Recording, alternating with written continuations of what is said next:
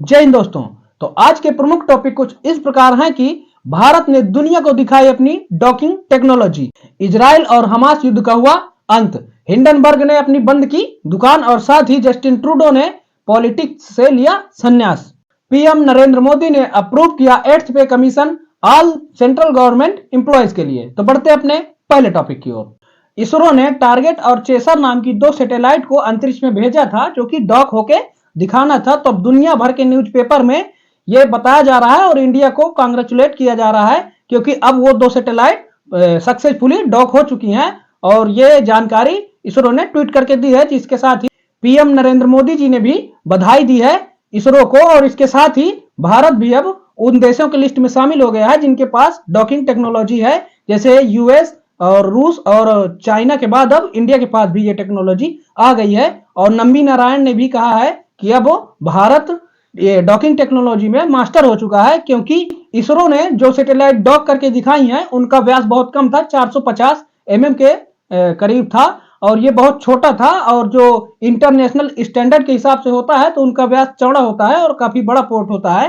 तो अब जब इतना छोटा डॉक करके दिखा दिया है तो उतना तो कर ही लेंगे, इसीलिए इंडिया को मास्टर बोला जा रहा है ये डॉकिंग टेक्नोलॉजी का। और ये सब हुआ है एस सोमनाथ जो कि इसरो चीफ हैं उनके ही कार्यकाल में। और जो ये चंद्रयान 3 भी हमने लॉन्च करके दिखाया था और वो भी सक्सेसफुल ही रहा है और ये स्पेडेक्स मिशन भी सक्सेसफुल हो गया है। और उसके साथ ही 15 जनवरी को उन्होंने अपना पद छोड़ दिया है और नए ISRO chief doctor V Narayanan होंगे अब। तो अब वो भी ऐसे ही इसरो को अपनी नई बुलंदियों में पहुंचाएंगे और भारत का नाम रोशन करेंगे। तो देखते हैं आगे क्या होता है। तो बढ़ते अपने नेक्स्ट टॉपिक की ओर।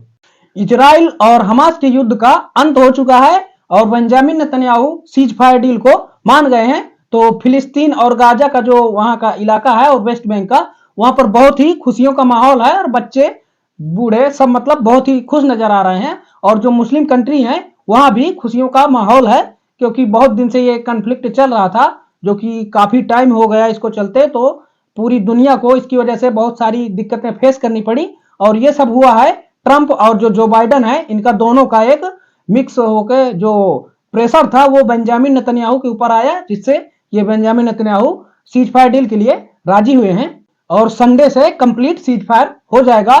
इसके साथ ही ये जो इजराइल है ये अपनी एक तरफ से मान रहा है कि जब इतना खींचा तो फिर से हो सकता है कि गाजा को अगर हम फ्री छूट दे देंगे तो फिर से ये हमास जो ये ग्रुप थे फिर से खड़े हो जाएं। तो ऐसा नहीं है, हो सकता है खड़े भी हो जाएं तो मगर अभी के लिए ये खतरा टल जाएगा। और यूएस के साथ साथ इजिप्ट और कतर इस सीज फायर डील को देखेंगे, मॉनिटर करेंगे कि ये कंप्लीट इसका वो हो रहा है कि नहीं। जबकि अभी इजराइल ने बॉम्बिंग भी कर दी है गाजा की और ये जो सीज फायर है ये 3 फेज में कंप्लीट किया जाएगा, जिनमें से इजराइल और हमास ये दोनों एक दूसरे के जो बंधक बना लिए गए हैं इनको छोड़ेंगे। जबकि इजराइल की तरफ से बहुत लोगों का मानना है कि जब इतनी मुश्किल से हमने बंधक बनाए हैं फिर से इन्हें छोड़ देंगे तो न्यू ग्रुप तो तैयार ही होंगे, सब नए नए लोग जाके मिलेंगे और जिनकी डेथ हुई है, इतनी फैमिली की कैजुअलिटी हुई है गाजा में, उनका सब खून उबल उबल के आएगा और हमास ग्रुप को ज्वाइन करके फिर से उभर के खड़ा हो जाएगा।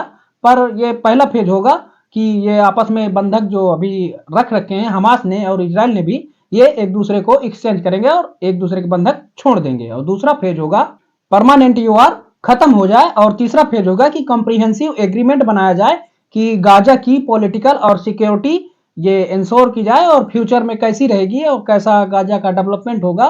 तो ये सिक्योर करके बनाया जाए कि कैसे अब गाजा का फ्यूचर रहेगा और इजराइल बार बार ऐसे हमला न कर पाए गाजा के ऊपर। तो ये सब देख के अपना बनाया जाएगा उनका जो एग्रीमेंट होगा।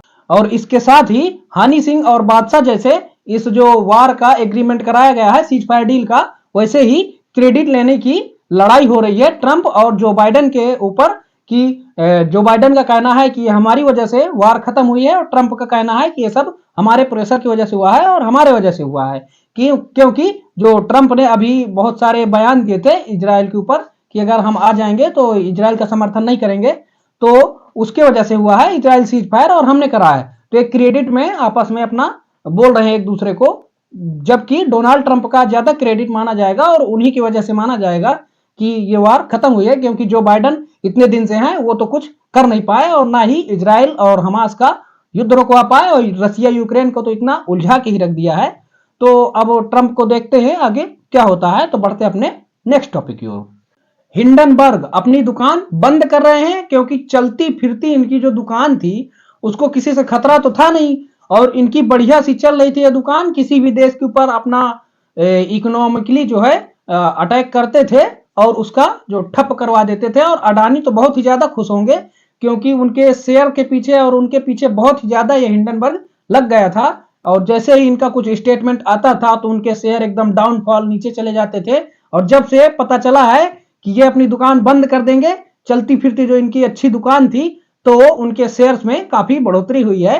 तो अब ये ट्रंप आ रहे हैं तो उसी की वजह से हो सकता है कि ये अपना जो फैलाते थे जो बाइडेन के काल में और नैरेटिव सेट करते थे इंडिया के खिलाफ और ये सब बयानबाजी होती थी, तो अब वो ट्रंप के काल में ना होगी। ये भी हम भी आशा करते हैं कि ना हो ऐसा।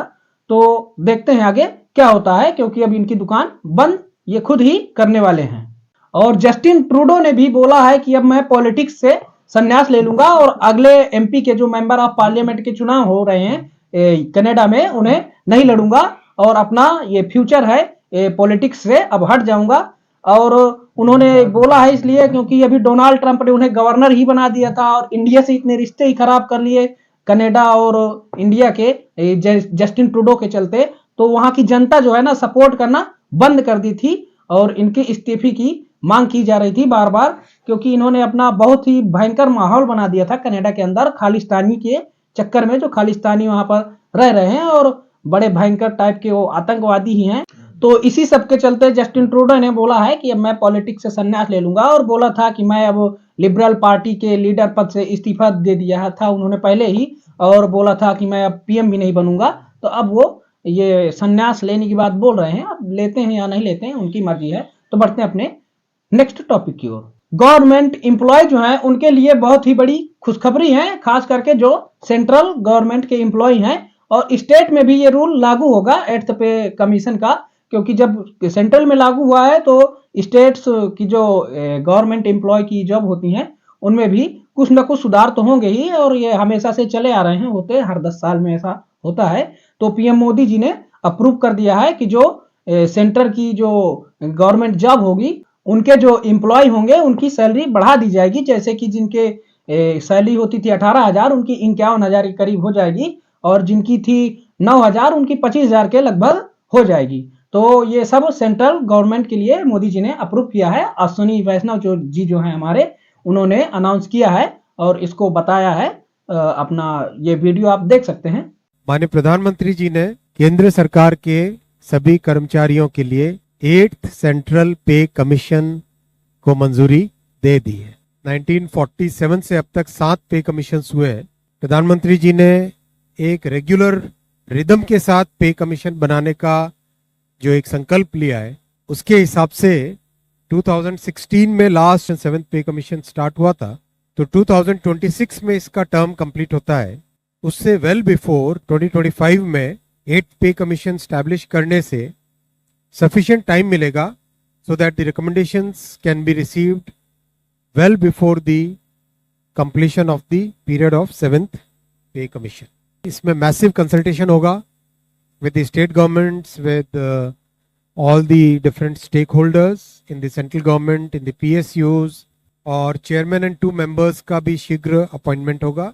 तो अब स्टेट की जो जॉब होती हैं गवर्नमेंट उनमें कुछ ना कुछ तो बदलाव होगा ही। तो ये वीडियो का थैंक्स फॉर वॉचिंग, मिलते हैं नेक्स्ट वीडियो में, तब तक के लिए जय हिंद।